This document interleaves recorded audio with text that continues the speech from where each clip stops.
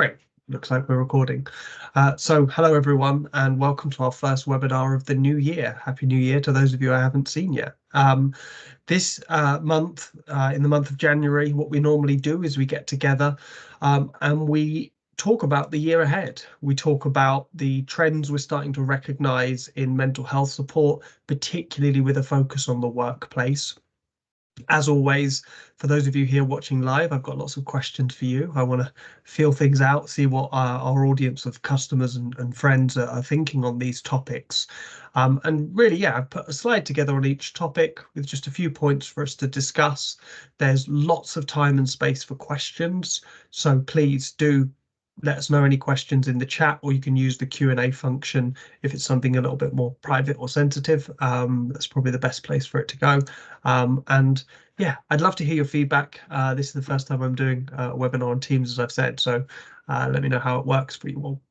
So what are we seeing in the year ahead? Well, I was doing my research for this, and the first thing I did is I pulled up my presentation from exactly this time last year.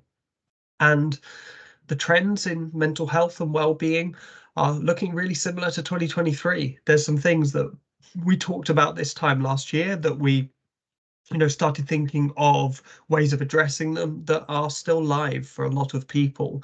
The difference is those issues that have been stretching all through 2023, some of them have started to have some research around them that's really backed up our thinking and our findings on these. So I'll share some bits of information about those too.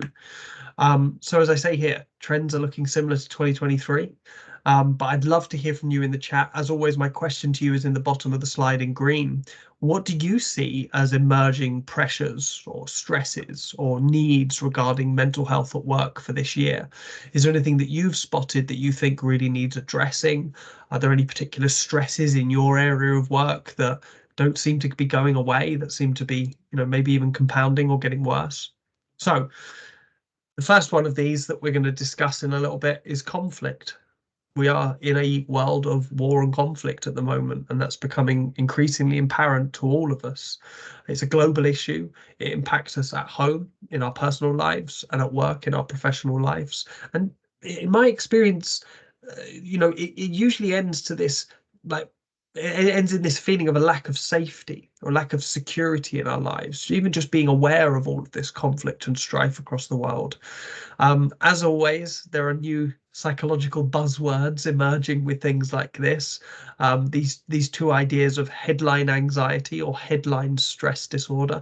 I'm not always the biggest fan of these, to be honest. I think sometimes what they actually end up doing is hiding issues that we've already been trying to address. Stress, anxiety, worry, fear for the future. I think those are pretty human feelings, and sometimes wrapping it up in a new product is useful for people, but there it is. We're going to discuss burnout again. Mental Health UK have just released their report that talks about the increases in staff members suffering and the high levels of absence caused by burnout. I can see Lee says here in the chat, major cuts coming up this spring. Yeah. And that's, again, a global issue. This is one thing that was on our list this time last year that we're not directly addressing this year, but the cost of living crisis. One of my least favorite phrases ever. And this idea of people being more and more stretched financially. Here in the UK, I heard maybe it's a bit rude to call it a statistic, but a piece of circumstantial evidence that there are more open food banks here in the UK than there are for some of the biggest fast food chains.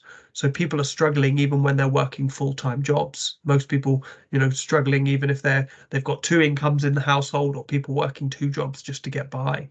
Now, I think that adds to burnout. I think it adds a stress to everyday life.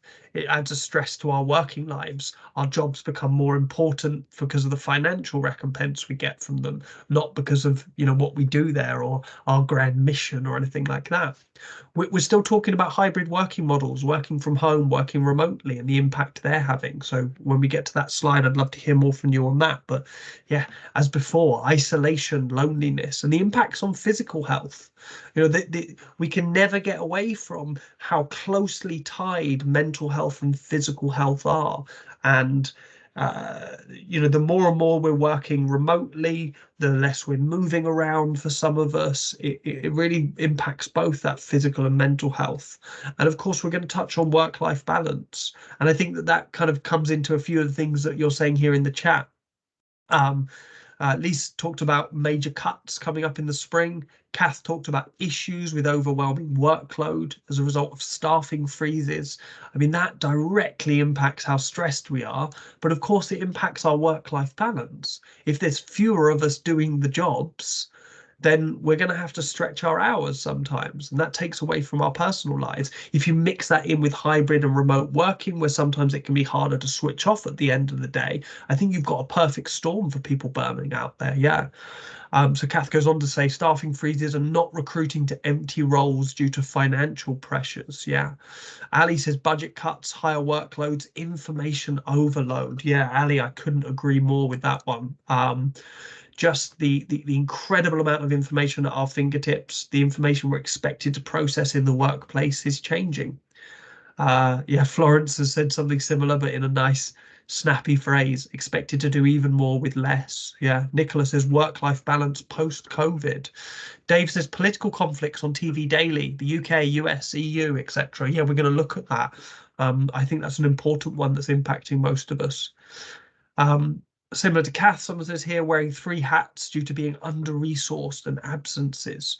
Yeah, Safa says calls out there the conflict in the Middle East, and we're going to discuss that as well, of course. Samuel says increasing terrorism in sub-Saharan region Africa. Yeah.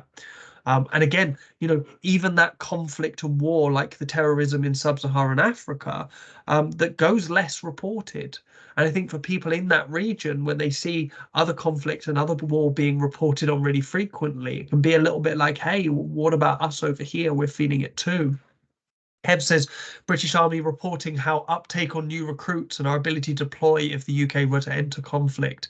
Breakfast news headlines in the UK. Yeah, I read that one this morning too, Kev. Um, it's kind of one of those headlines you read and kind of pray that you're too old for conscription. Scary stuff to be considering. I think some of it is necessary for people to consider. I think a lot of it is unnecessary. It's of course an attention grabbing headline, but sitting here in my hopefully comfortable apartment in London, and I read something that talks about the possible need for forced conscription in the UK, and it's something I just never would have expected to see or read. And it really brings home, I think, a lot of that experience we're having of war and conflict across the world. If we're physically detached from it, it doesn't mean we're emotionally detached. But then all of a sudden seeing that potential come to people in your lives, might change people's view on it as well. Sylvia says here working remotely, difficult to draw the line for a closing time. Yeah. Fatma says Gaza genocide. Yeah. Okay. So look, this is impacting us personally and professionally. And I think those worlds are really crossing over. October, November last year, I was spending a lot of my time working with our customers, working with organizations in trying to understand how to address the impacts of this in the workplace. And it's tricky. It's really tough. I will say that when we're talking about conflict, when we're talking about war, there's often a lot of different viewpoints on it. We're not here today to share those viewpoints. What we're here today to share is the emotional impact, the strength and power with which that violence hits us as human beings. And I appreciate if we can stick to that.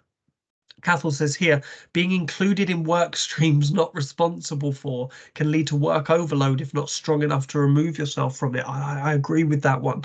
And again, we'll address this, I think, a little bit more when we talk about kind of hybrid working, remote working and communication. Look how beautiful this is. We have 115 of you here in a room online across the globe talking about these issues. That is a fantastic use of the communication tools that have improved that during the pandemic period and where everyone kind of had to work from home, whether they had a choice or not. I've seen some unuseful uses of those technologies and those communication tools. I think that's what you're talking about there, Cathal, is, people just going, well, I'll include Harry in this because it'll be useful for him to have a look at it. And it's like, well, if 10 people a day do that, I can become overloaded quite quickly. So what is the impact of conflict? What is the impact on the war that we're experiencing? Look, first of all, I think that point in bold is pretty important. It's part of everyday life in 2024 at the moment. In various places across the world, we are experiencing, witnessing, being reported news from war and conflict going on for all sorts of places and all sorts of people. Um, our awareness of it and our exposure to it is greater than ever. It's not like we are making a choice, I think, in a lot of cases to tune into this and to find out information about it. I think it is, forced upon many people. And there's a couple of streams to that. And look, I work very closely with our customers in the media sector. That's my specialism, is working with journalists and trauma.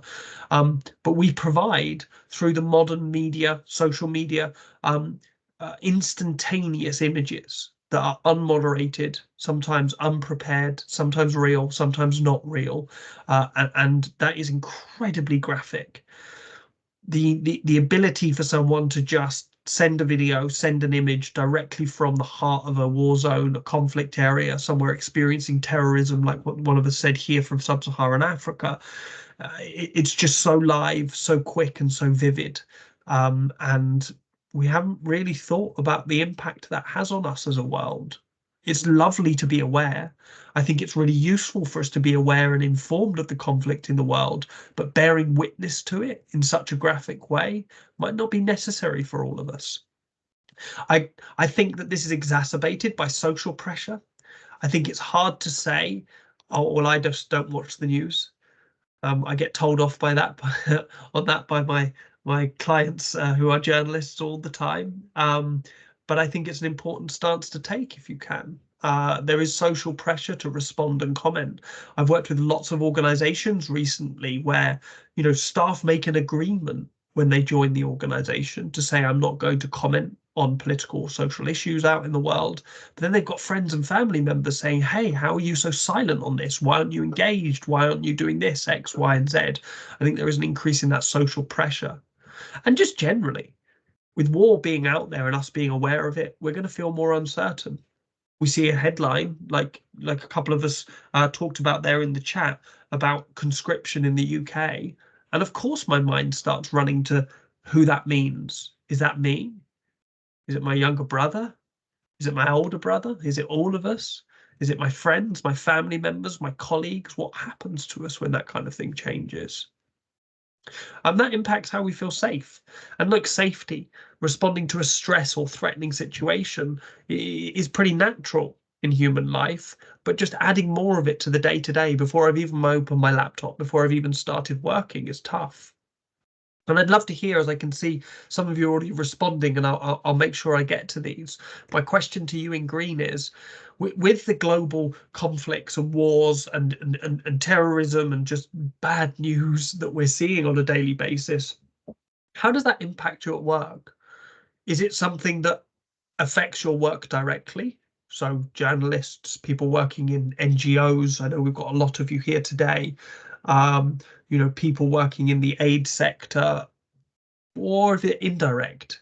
Is it just something that you're aware of and it changes the way you work, changes the way you communicate at work? Because the emotional responses don't just say at home, especially if I'm working from home, but even traveling into the office, my kind of knee-jerk reaction when I'm on my way to the office is to read the news. Like I say, lots of customers in the news sector, I get told off for trying to avoid it. So sometimes I'll check in on it. And I'm already having that emotional response on the way in, and that doesn't clear as soon as I reach the office. And then finally, influences how we relate and communicate at work, how we have conversations with people, what feels safe, what feels allowed, what emotions am I allowed to express and display in the workplace. So Katie said here in the chat, the impact is wanting to do more to support people affected by conflict, but not having the mental or financial bandwidth. What a great, honest and open response. Thank you, Katie. I think even once we feel that, we've done as much as we can in a lot of places. Just that feeling, that desire to support is important. And I know a lot of people will maybe tell me off for this, but if I don't have the financial or the emotional or the mental bandwidth to support others, just thinking of them can be useful. I think just don't let it become forgotten what's going on, I guess. Safa says here, becoming demotivated to resume your normal life when people around you are being killed. Yeah, it sounds like a crazy thing to have to put into a chat box on a Teams message in 2024, but there are people working full-time jobs whose friends and family are in precarious situations, who are grieving, who have experienced significant loss in a very short period of time. That's hard. That's hard on the best of days, but then as the news continues, I think it gets harder. Kev says often it's a talking point at home, but doesn't transfer into the workplace. So there's some boundaries there. I think that keeps us safe. I think it does keep us very safe, having those good boundaries, which is good. Someone says here, feeling afraid, censored in what I say or where I go. Yeah. Wow, what an interesting one. And again, we respond to these situations. We respond to them in an anxious way. Kath said, daily work life seems so insignificant compared to what's happening across the world. So it could be hard to care about work or be motivated. Yeah, it's a really good one. I find myself in a really lucky position. You know, I get to respond to these crises, to these conflicts and wars, and support people who are working through them. So that gives me a lot of that kind of, I guess, that warm feeling of being able to do something to support people impacted. But just because you've got no connection to it personally or professionally doesn't mean you're not impacted, and doesn't mean that your emotions and your responses aren't important. And we'll talk about that in a little bit when we talk about what we can do about all of this, because this is not going to be all doom and gloom, I promise. Sylvia says, from a comms perspective, it affects how I feel when I want to post exciting information. I think that someone reading it is sad and might not be feeling this, and I feel guilty. Gosh, what a great, honest response, Sylvia. Thank you. Yeah, it's funny. I was recruiting for a new role in our team, and I talk about the exciting work we get to do supporting journalists and things like that. But then, yeah, as soon as I'm putting that, I want it to be an exciting job description. I want people to be interested in taking the role. But yeah, I can feel a bit of that guilt, like, oh gosh, I'm pouring so much energy and importance into this. Fatima talked about that feeling of helplessness and injustice. Those are such strong human feelings, and I think they get skipped over sometimes. And Nicola talked about the anxiety there, worrying about the conflict spreading, that we could take our comfort and positions for granted. Yeah, I think we can take those positions for granted. I think sometimes, and this is where I might get told off again, I think sometimes, the our access to the news is a bit of a problem in this. That of course there's going to be updates every day on a war, but do I need to be aware of the updates every time? Because I think that that's increased that anxiety about it getting closer or it spreading or things like that. Yeah. Thank you, everyone. Thanks for entering into this with the spirit that I asked for, and an openness, and being really clear with your questions. Um, I've got some questions coming through in the Q&A, but because they're not coming through in real time, I'm going to go to all of those at the end, and we'll have a bit of a wrap-up Q&A for those questions that have come through privately. So the next topic, and it feels weird, kind of what you're saying there, Sylvia. I'm moving on now from talking about war and conflict to talk about something that impacts us more individually, but I think that's important too. Burnout. So if you haven't seen it already, Mental Health UK have just released their report on burnout. The figures were staggering, but not surprising. We are seeing a massive increase in burnout. And I'd love to hear from you in the chat. What drives burnout in your workplace? What are the stresses that the organization is causing that they really should be aware of? Because I think it's really vital that we are in a position where we feel we're able to kind of teach our organization about how they're stressing us out, teach our organization about the preventable stresses that we see. I've just chucked in the chat there a link to the report for anyone who's interested in reading it. So the headlines that we pulled out here, 90% of working adults in the UK experienced high or extreme stress in 2023, 90%. So basically, work is stressful. Whether you like it or not, work is stressful to the point that we're experiencing extreme or high stress.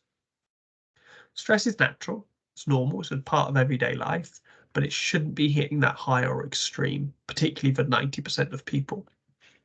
20% of UK workers have taken time off due to stress. 1/5.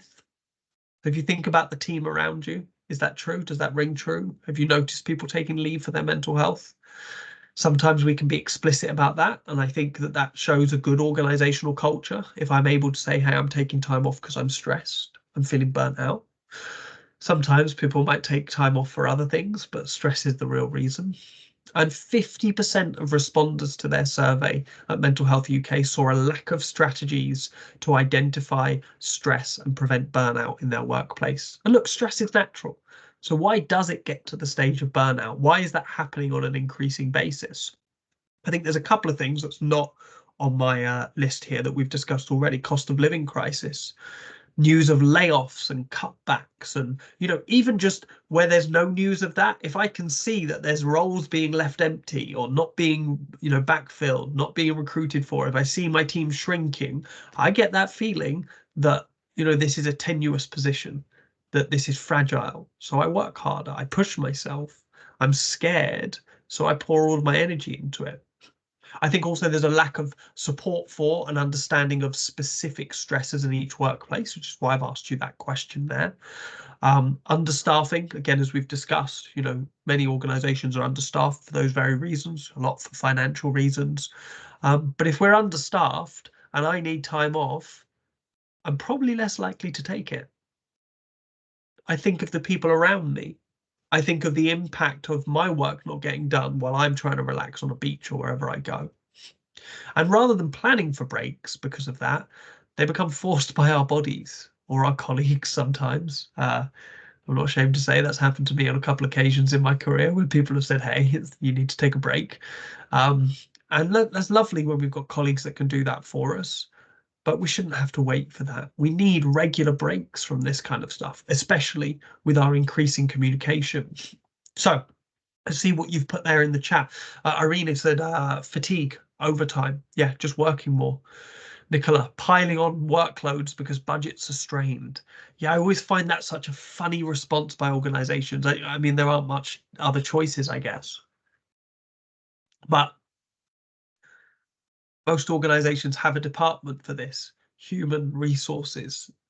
Me being a human is a limited resource. It makes me limited. I need to sleep every day. I need to eat food. I need to go to the bathroom. I need to drink water. All of these things that get in the way of me being at 100% productivity as far as an organization's concerned.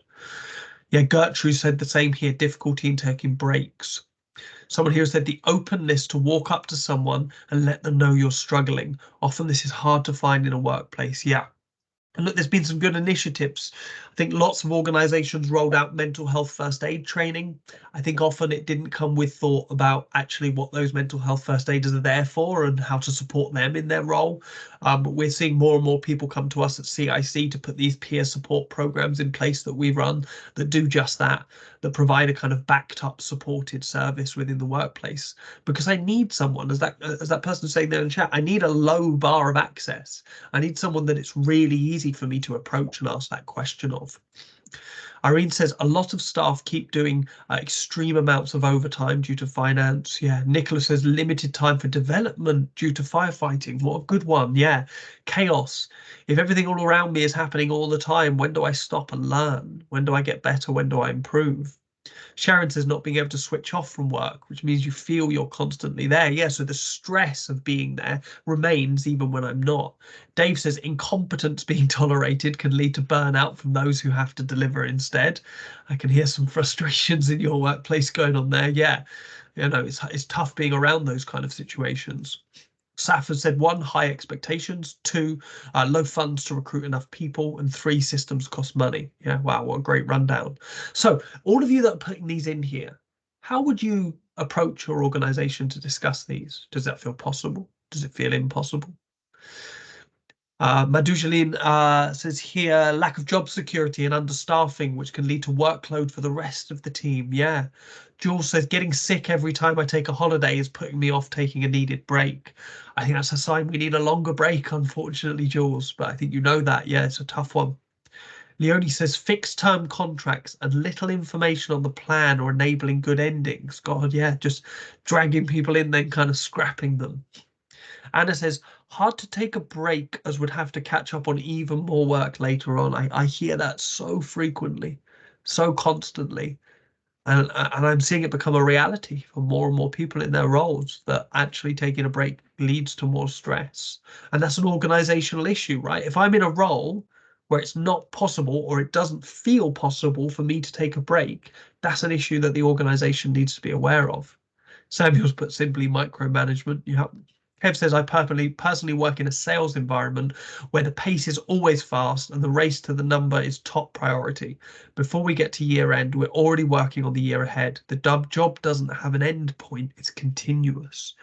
Yeah, those financially driven roles can be particularly difficult for that. If I take a break and other people aren't, they're still running while I'm taking a rest, and that can feel really difficult. And that's where I think we need to be more self-aware. We need to tune into our body, our emotions, our responses to things, because it might not be that it's best for me work-wise to take a break, but it might be best for me Harry-wise to take a break, I guess. Kavita says concerns about AI and impact on jobs. Yes, gosh, I really should have put that one into this. That's a real buzz theme for 2024, isn't it? Thank you, Kavita. Maybe we'll do a whole session on this 1 month this year. Yeah, hearing that a lot from loads of different sectors. Kath says being treated as a resource rather than a human being with a life and needs. Fatima says feeling guilty for feeling stressed because other people have it much worse. Your stress is just as important as how bad they're having it. And you not caring for yourself does not help anyone over there. That's something I've had to tell myself a few times over the past couple of years, that self-care isn't selfish, it's self-preservation. I think that's really important. Personally, I feel like in sales, you never switch off. Yeah, I can see that. Danielle says continuous overtime, not taking regular holidays until having to, can become a real bad habit. Yeah. Fear of losing job if you take time off. MHFAs can't assume colleagues will feel they can approach the first aider. MHFAs have to be prepared to approach colleagues they can see maybe in difficulty, which can be tough. Yeah, it's a tough responsibility to put on people. It's really hard to manage programs from that perspective as well. I've had a fair bit of experience in this. I think the best thing to do is just make the offer frequently, make the offer loud, make the offer safe. So, reminding people of the confidentiality of these kind of conversations, allowing for the conversations to be confidential, all of those kind of things play into it. Lack of teamwork. And Kavita adds, of course, AI won't get ill. So this increases people's fear about taking time off. Gosh, what a good point. Thank you all for these, and I can see a few questions still coming through on the Q&A about this. As I said, we'll pick all of those up at the end. Some of these I'm really looking forward to getting to, so please keep them coming if you've got any of those bigger questions.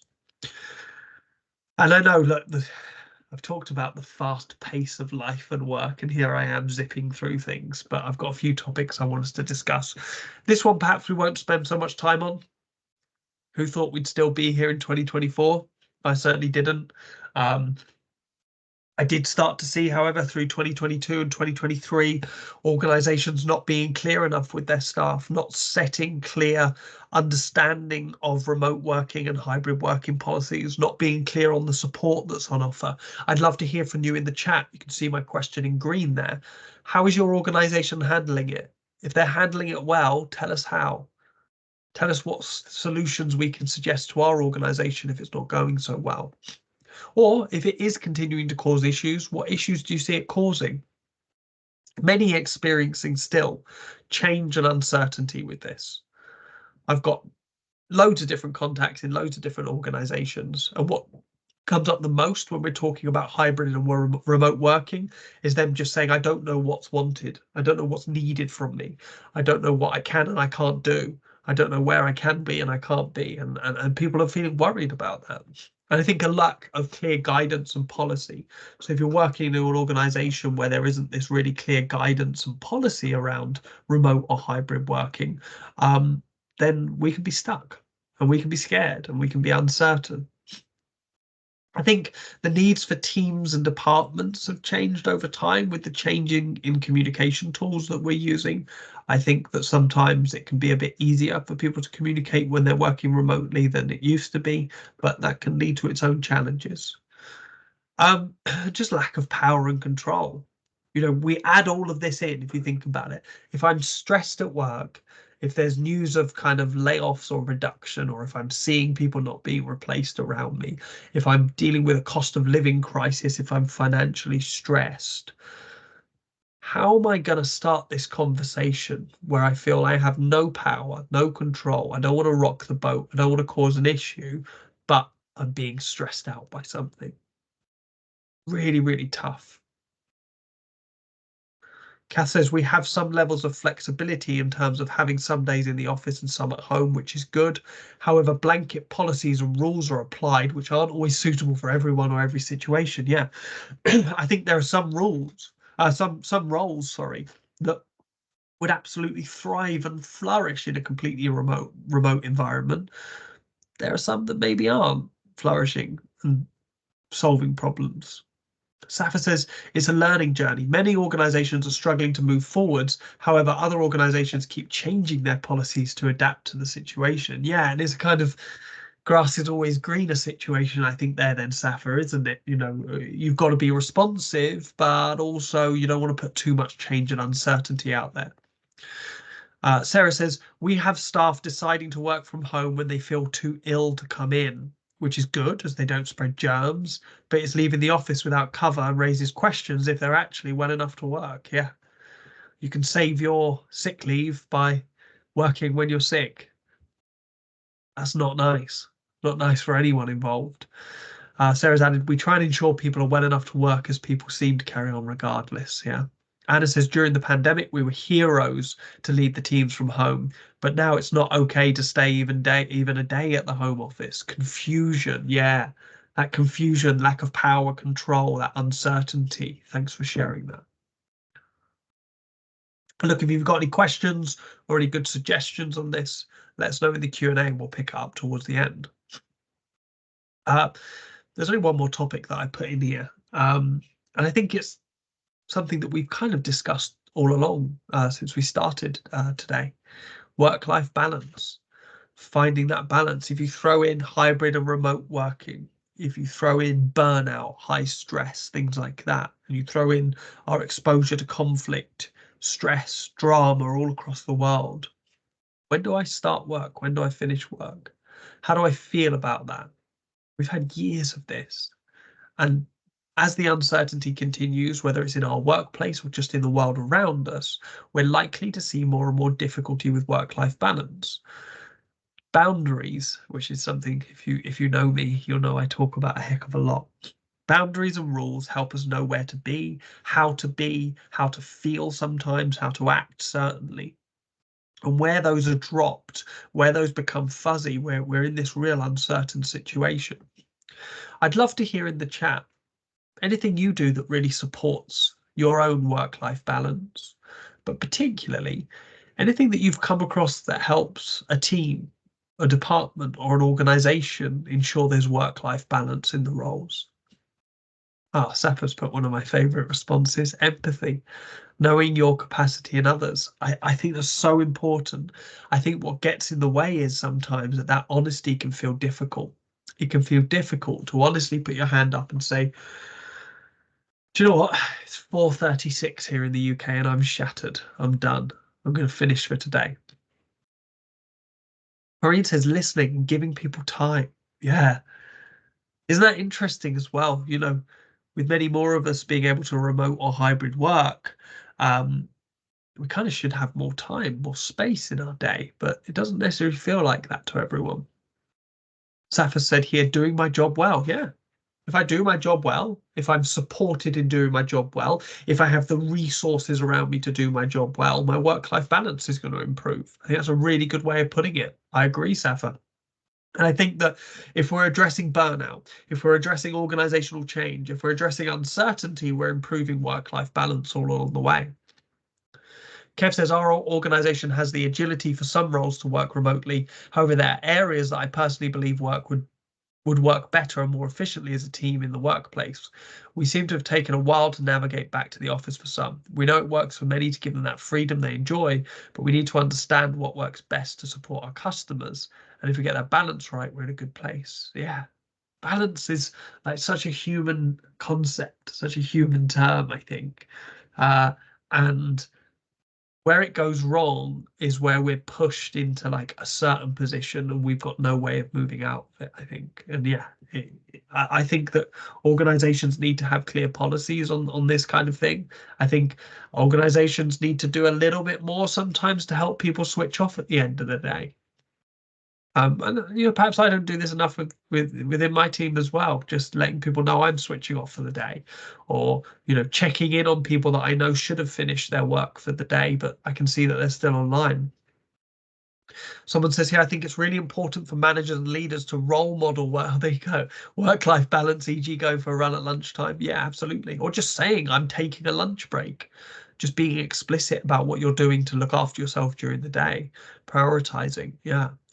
Kavita says remote work often leads to more meetings, often unnecessarily long, whereas before it would have been a quick chat in person. Yeah, I feel the same about some of our work as well, actually. Checking in on remote workers regularly if we work in the office or on site or remotely working yourself. Good idea. Caroline says, agree. And to lead by example on those boundaries and finish at a reasonable time. Yeah. Because if I see an email from my boss at 9 p.m., I'm going to be hit with something. I'm going to be hit with some sort of emotional response. Like, do they want me to still be working? Gosh, they're still working at that time. All sorts of responses come up at that. Katie says, not glorifying those who overwork and feeling like you have to do the same. Sticking to contracted hours is what we're paid to be doing. I agree. And I think I'm going to go back to someone's comment here, Safa, who said, work-life balance is doing my job well. Doing my job well is doing it within the hours that I'm given. If my job is impossible within my contracted hours, then that's an organizational issue. And it's one that should be able to be discussed. I agree. We still do glorify those that overwork, though, a little bit, don't we? Yeah. Someone says here, I'm joining from Ontario, Canada, and we have a government legislated requirement to have a disconnect from work policy. All organizations with over 25 employees. I can see the reactions to that in the chat. I can see the shocked faces, the thumbs up and the hearts. Yeah, that's really impressive. That's really good. I know that there are similar initiatives in Paris and in New York, or I think it's actually France as a whole, my apologies, where contacting your employees outside of their working hours is a legitimate offence. You're not allowed to. Kev says here, I find when I work from home, I tend not to move from my seat. I don't work well from home. I feel like I'm not engaged enough in my job. The team I lead are all external sales and are out in the workplace in front of customers. So I feel that I shouldn't be at home. Yeah, feel comes up a lot in there, right? It's really important how we feel about our work, how motivated we feel, how in control we feel, that kind of thing. Someone says here, if you have different hours to the majority of the office, make it clear part of your email signature. What a great idea. Yeah, just be honest, be open about it. Yeah. Yeah, Florence says France has something similar. Yeah, I thought so. Yeah, they introduced those a few years back. I think it was 2019 or so.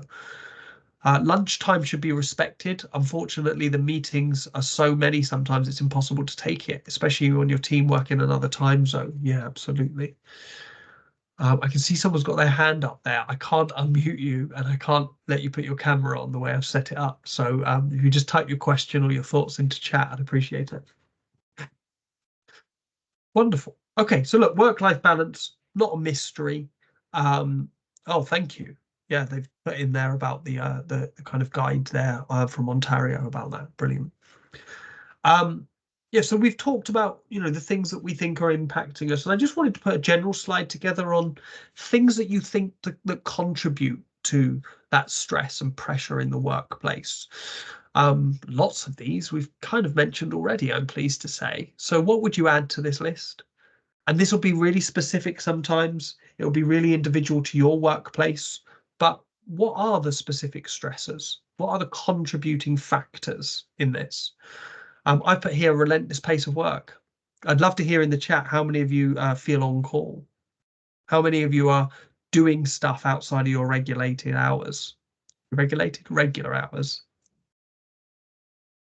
How many of you are dealing with unclear communication and boundaries, especially with that changing working and communication practices? And I think a couple of you mentioned this earlier about the kind of communication tools, the channels that you have open and all those kind of things. Staff turnover, Safa said here. Yeah. Perfectionism. Wow. Yeah. Perfectionism is a contributing factor to workplace stress. I'd never considered that before. Yeah. Especially if we're glorifying these ideas and these things. Yeah. Nicholas says always on call, and Kev said hashtag relentless. I like that. I think that this relentless nature, that chaos, a couple of you mentioned it earlier, just feeling like everything's happening all the time, does all feel in hand. Yeah, really important. We're also dealing with loneliness, I think.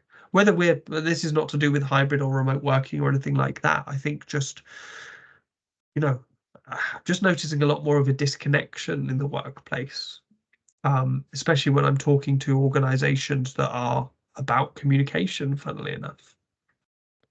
Everything Everywhere All at Once. Yeah, I like that as a title. That's a really good one.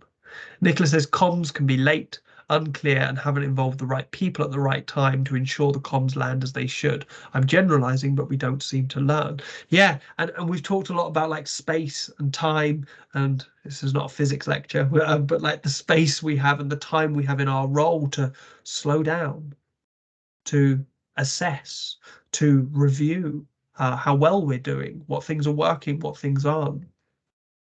Safa's put a good one here, change in management and leadership. Yeah, I think especially in uncertain times, we need a steady ship. And Fatima's added here, unrealistic expectations. Yeah.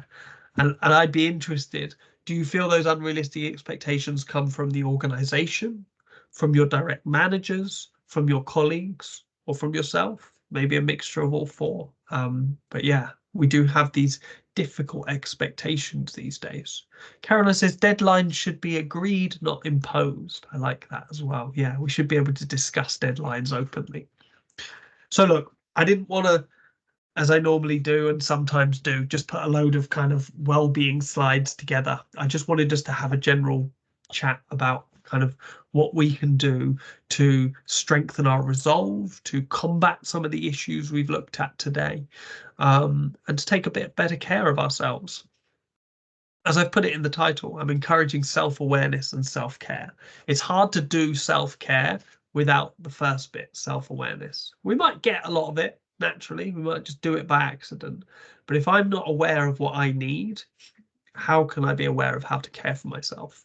If I am just slamming this laptop closed in 15 minutes when 5 o'clock comes and then just running into my personal life, how do I know what I need today? How do I know how I'm disconnecting? How I'm ensuring that my brain's switching off from work mode and into my personal life? So, talk, real conversation. I like this kind of thing. I really enjoy these sessions, and I thank you all for coming up and taking part. But how do we get this right? How do we get it so that we can get really good conversations, really good conversations that include my needs, my wants, my emotional responses, the difficulties I'm having? Is there space for that? Does it feel allowed? Is there stigma around it? It's always what I'm considering when I'm working with an organization. Because if I can talk, then I can notice when things are uncertain, when they're changing. There's space for me. I'm considered. I'm a human being, not just a resource, like one of you said in the chat. I liked that one earlier. And this means prioritizing ourselves, which at a time when the world is in war and conflict can feel selfish. It can feel really, really difficult. In fact, it can feel like that even at the best of times. It can feel difficult for some people to engage with their self, their wants and their needs. But look, start small, just an hour.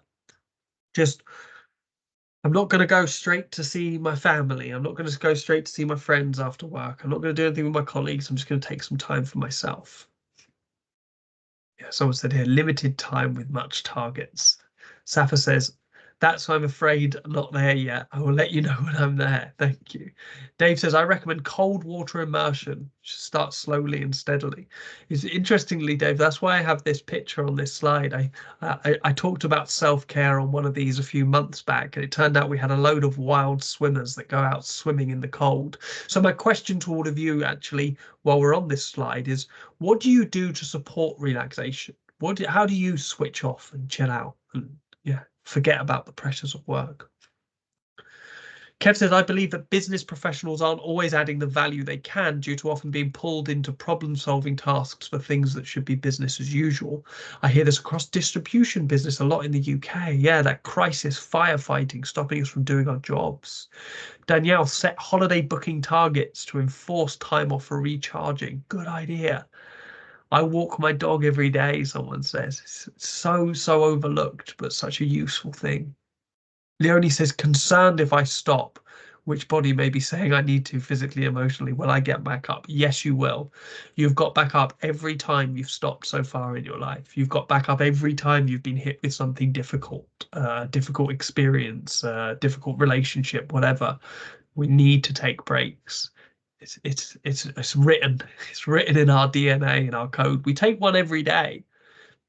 We lay down every day and stop doing stuff. Our brain might try and carry on because of what's going on in the world, but we do lay down and stop. That's a sign that breaks are natural, I think. And this comes down to valuing ourselves. A tough thing to do in this world. Again, there's unrealistic expectations sometimes, but if you can value your time, your space, and your emotional responses, check in with yourself, ask yourself, how am I doing? Get creative. It's really good. Lots of good resilience, perspective, and well-being comes from creative stuff. And maybe as a bit of an antidote to the negative stuff that's going on, look for some positive stories, positive people. And look, exercise and rest, dumb animal stuff. I'm not going to talk about it in detail, but it's there. I'm always going to put it there. Let's have a look at what other people are doing. ESC, not escape, but essential self-care, less guilt-inducing. I like that, giving it its own little title. Hey, I'm just taking some time off of some ESC. Lovely. Fatima, I sing, beautiful. Corinne started tap dancing, how wonderful. Kavita, walking, meditation, massages, good. Kev, kickboxing instructor, helps me reset the day no matter how good or challenge it was. Yeah, I think it's always good to have something where you're progressing as well. Kareem, going on retreats, sometimes even day retreat. I've never even heard of a day retreat, but of course it makes sense that those exist. I will be looking for some after this. That's a really good idea. Thank you, Kareem. I always think I have to have a load of space and time to do some sort of retreat. Zumba, actually do cold water swimming, also spend time with my son. Great. Leonie says, oh, I need to catch up with you. I've been looking for one. Yeah, tap dancing sounds good fun.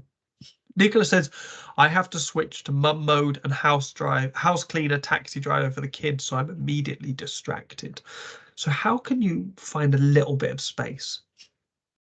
Just a little crowbar in between those two things so that you don't have to switch immediately. And I'm talking 5 minutes, just something you can do just at the end of the day when you've closed the laptop, just giving yourself that few minutes, that third space between work mode and taxi driver mode, I think is really, really important. And look, if your work day is clashing right up against mum mode time, maybe that time comes from the end of your work day.